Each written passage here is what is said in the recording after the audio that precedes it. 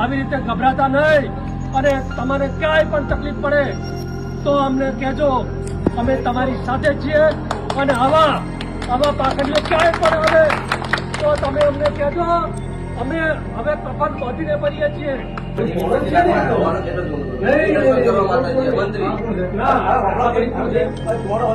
માફી માંગી છે અને માફીને લાયક તો નથી છતાં પણ માફી માંગી છે અને મોટું દિલ કરીને ઠાકોર સમાજ અને અમે બધા એને માફ કરીએ છીએ.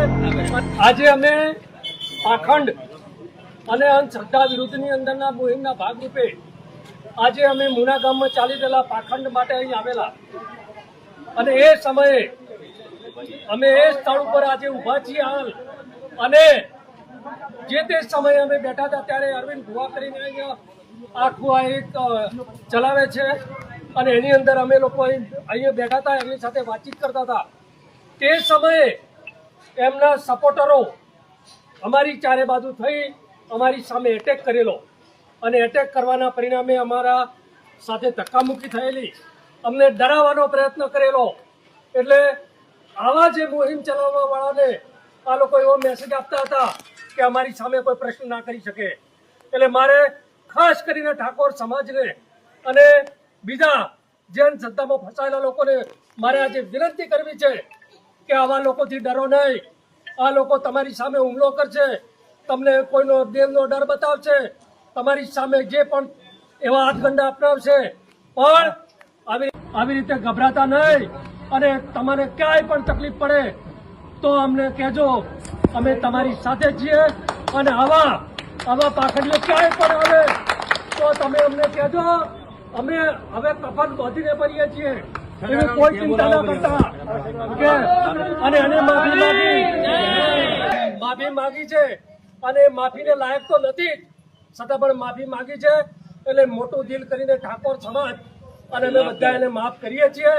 અને એનો એક કે બે માણસો જે બાકી છે એના વિડિયા નહીં આવે તો એ પણ કોઈ ગામમાં નીકળી ના શકે એવી રીતનું અમે કરશું. એટલે આજે તમને સૌને પણ આહવાન કરીએ છીએ કે આવી અંધશ્રદ્ધામાં કોઈ ફસાતા નહીં, આવા પાખંડીઓ સાથે કોઈ વ્યવહાર કરતા નહીં. એટલે આજે આપણે આમ તો ગણીએ તો આખા આ અંધશ્રદ્ધાનો પર્દાફાશ કરવાનો છે, આપણા સમાજમાંથી અંધશ્રદ્ધા કાઢવાની છે અને એના મુહિમના ભાગરૂપી હતા. એટલે આજે એમને માફી માંગી છે તો હાલ પૂરતું આપણે આ ચેપ્ટરને પૂરું કરીએ છીએ. પણ કોઈ જગ્યાએ આ લોકોને કોઈ ગામમાં ઘૂસવા ન દેતા એવું તો આપ સૌને આહવાન કરું છું. બોલો સદારામ બાપાની જય. જણાવવાનું કે આજે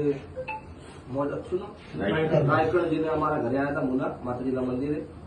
એટલે જ્યાં ત્યારે આવ્યા ત્યારે એમને આપણે યમન ગતિ કરો બેહાડ્યા, ખુરશી આલી અને એમને મને બે ત્રણ સવાલ પૂછ્યા કે ભાઈ આ રીતની વાત આ બધું હોય એવી અમારી બે વચ્ચે ચર્ચા ચાલુ હતી, બરોબર.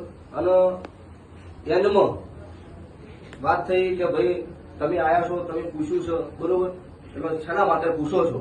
એટલે એમને કીધું કે અમે તમારું આ બધું ચેક કરવા માટે આવ્યા છીએ, બરોબર. એટલે એમાંથી પબ્લિક વધારે હતી, પબ્લિકના દ્વારા ઉભાળો થઈ ગયો, બરોબર. નહીં, તમારા સપોર્ટર હતા.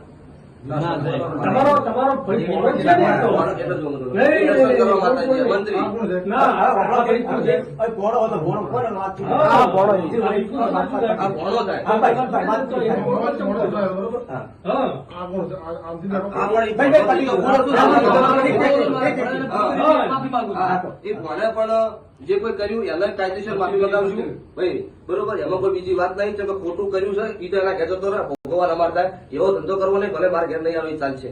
પ્રશ્ન બીજો કે જે કોઈ અત્યારે ઉગાડો થયો હો એ બધી દિલથી હૃદયના ભાવથી 100% માફી માંગુ છું કે આ વાત કોઈને મગજમાં લેવી નહીં. અત્યારે અમારા દ્વારા મંત્રી દ્વારા બધી વાત થઈ હોય, બરોબર, એ બધી 100% માફી માંગુ છું. કેમ કે મારા ઘરે બબાલ થઈ હોય, કરવા વાળાની વાત તો સાઈડમાં રાખો પણ નોમ બદલે અમારું થાય, અમને ખોટું લાગે, પરિવાર જેવું આડો પાડોનું કામ છે. એટલે દરેકને આ માધ્યમથી જણાવવાનું કોઈને આ વાતનો મન દુઃખ રાખવું નહીં. કે અમારો પરિવાર છે, કાલ દાડો ભેળું રહેવાનું છે. એટલે કોઈને મગજમાં ખોટી વાત નહીં, ખોટી વાતમાં લેવું નહીં.